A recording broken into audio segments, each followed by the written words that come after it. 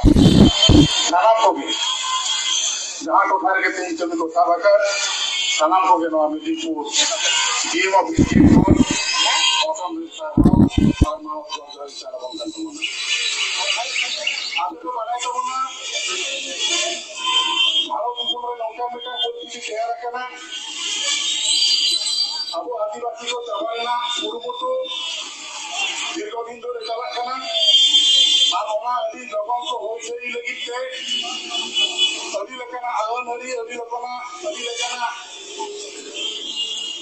সংবিধান সংশোধন নোয়া কো লাগি দাও না সেই ভারত জায়গা মজি পারগানা মহল আবো যাহা কো হইতর বেনা আকাদা যাহা কো মনে হতো কানা সে যাহা কো নিয়োগ করে সংবিধান জায়গা তো কেনা তো মনে না ওরা কো তে সালাম জানার বল সেটা রাখেনা লই তো লোক প্রিয়া মানবতা নিকটে আবো আগে যেতাম সামান লাগি সেই আবো যাহা কথা কো হই গেলা ওরা তো জানা মজি বাবা কো পারগানা বাবা কো গ্রুপ যাতে কোন রকম কথা লেনা নিয়ে সময় লঙ্কা মিটার সময় চালাক কানা যাহা হলো এনসিসি বিল চালাতে এনসিসি আইন চালাতে আবো জানা আদিবাসী কো অস্তিত্ব চাবার নামে কাজ করে মুটো চালাক কানা ওদের চেক করে লই কেনা ইউনিফর্ম সিভিল কোড সবই রকম লেখাতে জম জানা কোন ছোট হইতে যা কবি হলো মেনা ওরা আপো লেখা থেকে আবো পুরো হয়ে যাব না এই তো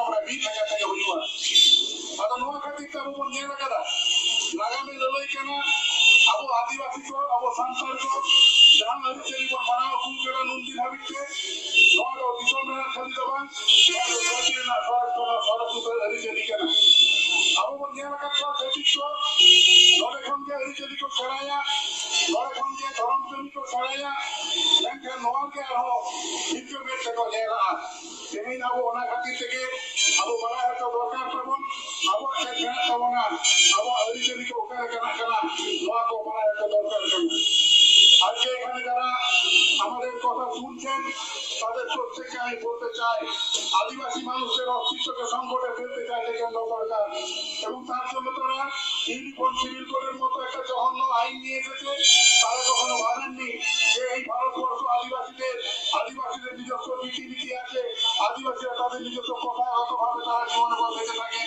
আদিবাসীদের জন্ম থেকে মৃত্যু পর্যন্ত নিজেদের একটা বিধি আছে সেই বিধি অনুযায়ী তারা সমস্ত কাজকর্ম করেন আজকে ভাবতে অবাক লাগে আজকে যে সমাজ পণ প্রথার জন্য মেয়েদেরকে খুন করে আমরা তাদের কাছে শিক্ষা নিতে নারাজ যে সমাজ অন্য সন্তানকে হত্যা করে আমরা সেই সমাজের কাছে শিক্ষা নিতে নারাজ যে সমাজ স্ত্রী এবং পুরুষের মধ্যে বিভেদ সৃষ্টি করে আমরা সেই সমাজ থেকে শিক্ষা নিতে নারাজ আমাদের পূর্বপুরুষরা আমাদের মাঝি পারগানা বাবারা আমাদের যে শাসন ব্যবস্থা আমাদের যে সামাজিক পরিকাঠামো তৈরি করে দিয়ে গেছেন আজও পর্যন্ত সবচেয়ে শ্রেষ্ঠ বলে সারা বিশ্বের মানুষ এটা বিশ্বাস করেন আপনারা জানেন আজও পর্যন্ত কোনো আদিবাসী মানুষ তার কন্যা সন্তান হওয়ার অপরাধে তার সম্পদের অপরাধে তারা কখনোই নিজের সন্তানকে খুন করে না আপনারা শুনে অবাক হবেন ভারতবর্ষের আদিবাসীরা কোনো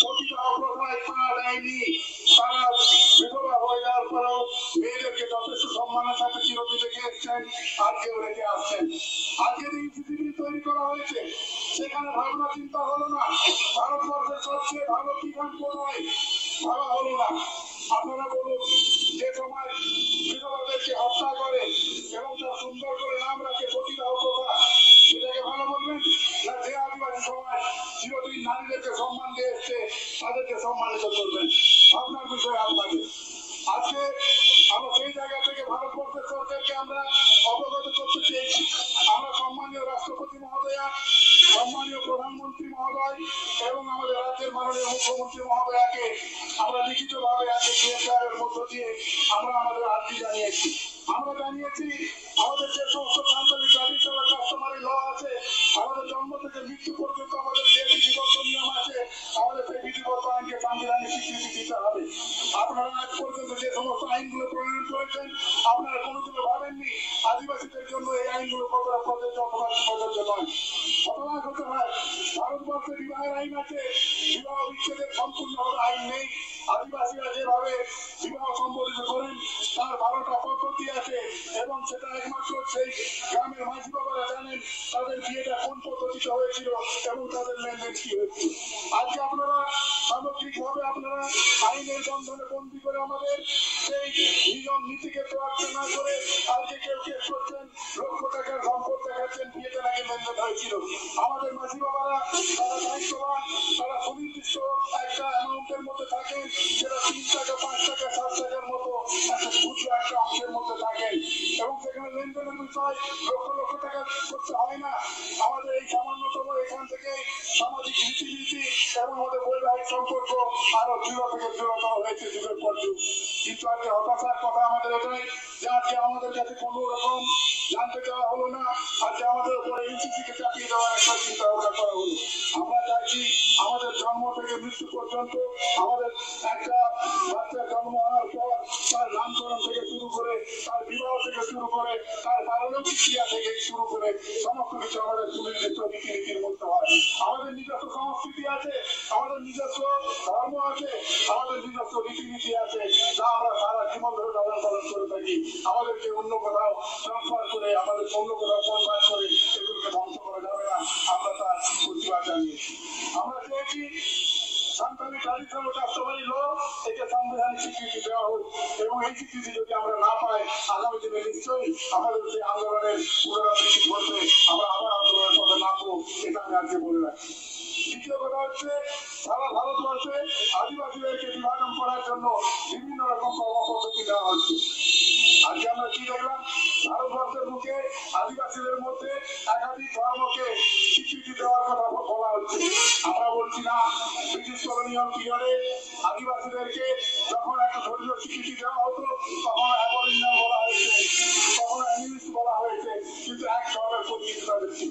আজকে আমাদের সারা ভারতবর্ষের প্রায় 740টি আদিবাসী গ্রুপ আছে।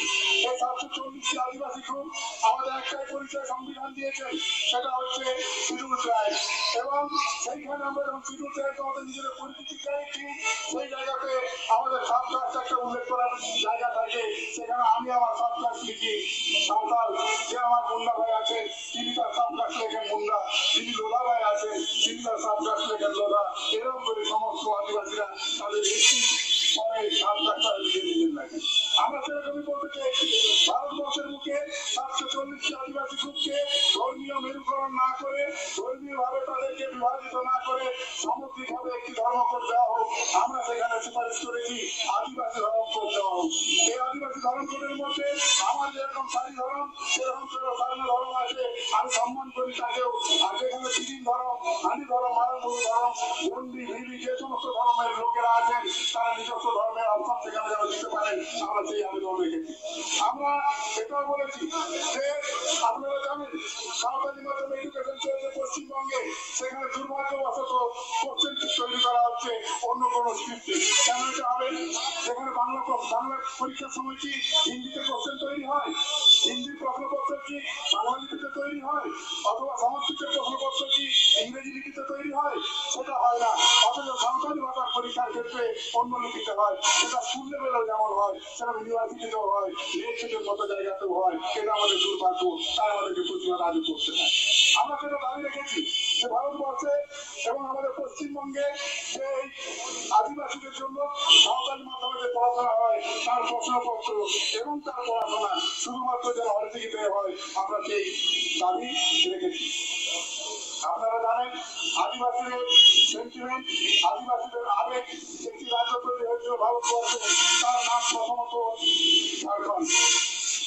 এই ঝাড়খণ্ড রাজ্যে আদিবাসী অধ্যুষিত হওয়া সত্ত্বেও সেখানে কোনো ট্রাইবেল ল্যাঙ্গুয়েজ এখনো পর্যন্ত রাজ্য ভাষার স্বীকৃতি পেল না।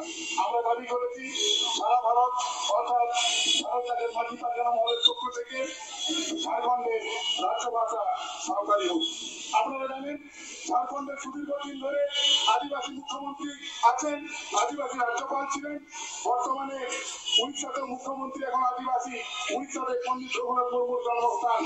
দুঃখ হয়, বলতে কষ্ট হয়, ঝাড়খণ্ড এবং সেই গুরুগ্রামের জন্মস্থান উড়িষ্যা, সেখানে আজ পর্যন্ত সাঁওতালিতে এডুকেশন প্রোগ্রাম শুরু হলো না।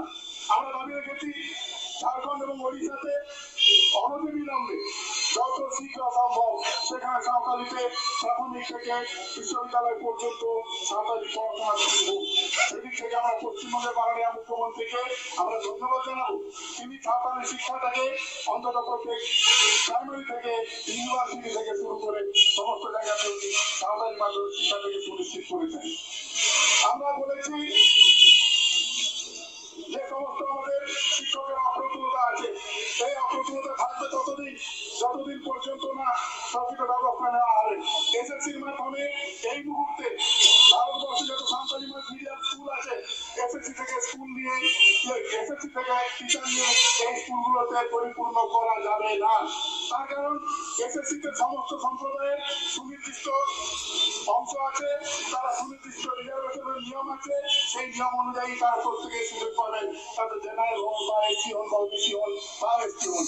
কিন্তু দুঃখের বিষয় হচ্ছে এটা আজও পর্যন্ত অন্য কোনো সম্প্রদায়ের মানুষ তেমন ভাবে সাঁওতালি মাধ্যমে লেখাপড়া এখনো করেননি, তারা যে কোনো কারণেই হোক এখনো পর্যন্ত করে উঠতে পারেননি। স্বভাবতই সাঁওতালি মাধ্যমে শিক্ষক নিয়োগ কার্যকর অসম্ভব। তাই আমরা একটা প্রপোজাল দিয়েছি, সেই সমস্ত স্কুলে যদি শিক্ষক নিয়োগ করতেই হয় তাহলে এসএসসি নয়, তাহলে এখানে শুরু করতে হবে স্পেশাল লাইন, যেখানে reading writing and speaking ability in Santali এটাকে প্রধান গুরুত্ব দেওয়া হবে।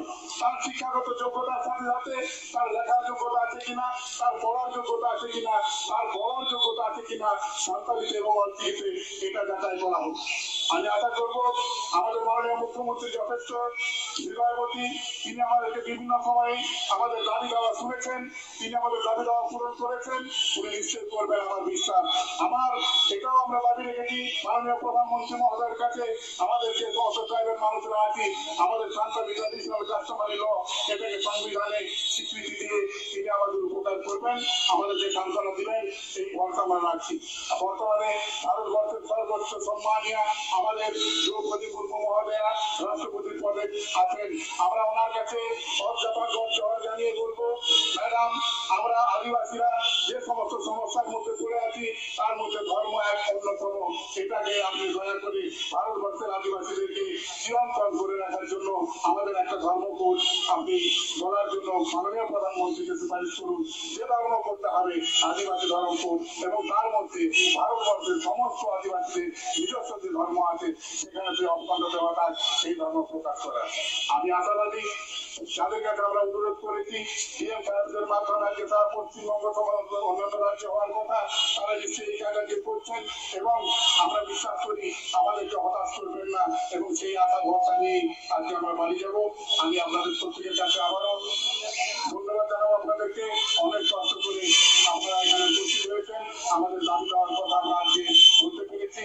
আমি আগামী দিনের জন্য আশাবাদী নিশ্চয়ই আমরা সুফল পাবো। এই কথা বলে প্রত্যেককে যথাযোগ্য স্থানে জোহার শ্রদ্ধা শুভেচ্ছা অভিনন্দন জানিয়ে আমার কথা এখানে শেষ করছি। সবাই ভালো থাকবেন, নমস্কার, জোহার।